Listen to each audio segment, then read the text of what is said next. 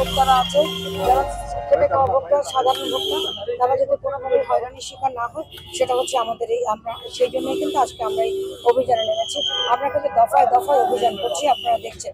তো আজকে আমাদের যে গত 4-5 দিন আগে একটা টিকে গ্রুপ প্লাস সিটি গ্রুপ সহ আমরা খাতুনগঞ্জের ব্যবসায়ী মহিলাদের সাথে বসেছিলাম। তো তাদের সাথে কথা হয়েছিল যে খুচরা বাজারে তেল 160 টাকা দরে বিক্রি হবে। তো খুচরা বাজারে আমরা আজকে এই জন্য আজকে দেখতে আসছি, বলেছিলাম যদি খুচরা বাজারে 160 টাকা দরে তেল বিক্রি না হয় তাহলে আমরা গুদামে গুদামে অভিযান পরিচালনা করবো। গুদামে অভিযান করবার আগে আমরা এই জন্য খুচরা বাজারে নেমেছি, দেখতে আসছি যে আসলে আমাদের যেভাবে আমরা নির্দেশনা দিয়েছিলাম সরকার নির্ধারিত মূল্যে বিক্রি হচ্ছে কিনা। তো আমরা এসে দেখলাম যে অসঙ্গতি পাইনি, বেশিরভাগ জায়গাতেই 160 থেকে 65 টাকা দরে তেল বিক্রি হচ্ছে। আমরা মাংসের বাজার দেখলাম, শশা বিক্রি কত টাকা হচ্ছে, লেবু বিক্রি হচ্ছে কত টাকায়, তারপরে সেমাই সহ খেজুর বিভিন্ন প্রকার যে ভোগ্য পণ্য যেগুলো সেগুলি বিক্রি হচ্ছে কত টাকা করে। এবং আমরা ক্রেতাদের সঙ্গে কথা বলেছি, যারা কাস্টমার তাদের সঙ্গে কথা বলেছে, তারা বলেছে যে বাজারে কোনো অসঙ্গতি নেই, আকাশ ছোঁয়া কোনো দাম নেই। বিগত যে কোনো সময়ের তুলনায় তো এবছর বাজারের দাম অত্যন্ত সহনীয় পর্যায়ে আছে, ভোক্তা আত্মসন্তুষ্টিতে আছে। তবে যদি আমাদের কাছে আরও রোজার তো আরও অনেক দিন আছে, আমাদের কাছে যদি কোনো অভিযোগ আসে যে বাজারে আবার কোনো কৃত্রিম সংকট তৈরি হয়েছে, আমরা জেলা প্রশাসন অত্যন্ত জোরালোভাবে মাঠে থাকবো। আপনারা দেখছেন যে জেলা প্রশাসন সহ আমাদের বিএসটিএ সহ আপনাদের সহযোগিতায় আমরা মাঠে আছি, আমরা অভিযান করব। আপনারা চেষ্টা করব সবাই মিলে যাতে আমাদের এই চট্টগ্রামে কোনো প্রকার কোনো দ্রব্যমূল্যের সংকট না হয়, ক্রয় ক্ষমতা যাতে ভোক্তার আয়ত্তের বাইরে যেতে না পারে সেই চেষ্টা আমরা করব। তবে আমরা এই যে অভিযান করছি, এটা আজকে আমরা কাপড়ের বাজারে অভিযান করেছি, তাদেরকে বলেছি এটা মূলত আমাদের একটা ধীরে ধীরে তো কাপড়ের দোকানগুলিতে তাদের ভিড় হওয়া শুরু করবে, তখন আমরা দেখবো তাদের ইনভয়েসের সঙ্গে আমরা মিলিয়ে দেখবো তারা কত টাকায় বিক্রি করছে।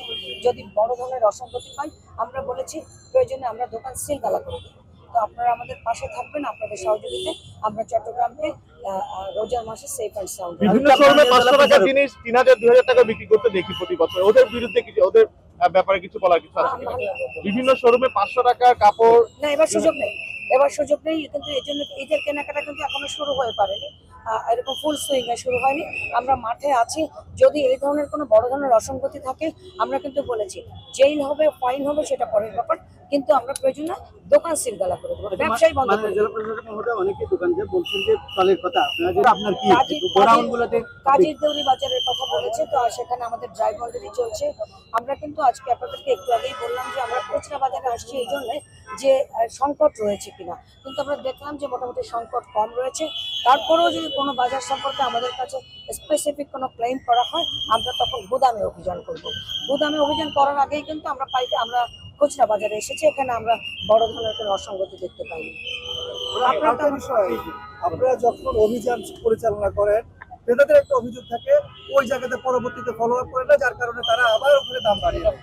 আমরা রোজা শুরু হয়েছে, আজকে রোজার কতদিন, আজকে দিয়ে কিন্তু আমাদের 150টা অভিযান আমরা করেছি। আমাদের অফিসাররা কিন্তু বসে নেই, চট্টগ্রাম একটা বড় শহর, আজকে এক জায়গায় অভিযান করলে কালকে আর এক জায়গায় আমার অফিসাররা অভিযান করবে। তো আমরা মোটামুটি একদম মানে নিশ্চিত মনিটরিং এ রেখেছি ব্যবসায়ীদেরকে। আমরা আশা করছি যে এই রমজান মাসে অন্য যে কোনো জেলার তুলনায় আমাদের চট্টগ্রাম ইনশাআল্লাহ ভালো আমরা 400 অভিযান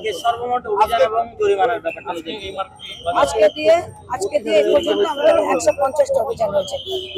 আজকে এই পর্যন্ত আমরা 32,000 টাকা ফাইন করেছি। আমাদের লক্ষ্য কিন্তু মূলত ফাইন করা না, আমাদের লক্ষ্য অ্যাওয়ারনেস বিল্ড আপ করা, যাতে ক্রেতা এবং বিক্রেতার ভিতরে একটা চমৎকার টিউনিং থাকে। তো ফাইন করলাম, আমি রাষ্ট্রীয় কোষাগারে জমা দিলাম, আমার ভোক্তার উপকার হলো না। আমাদের টার্গেট ভোক্তাকে কোনভাবে সেবা দেওয়া যায়, সেই টার্গেটটা।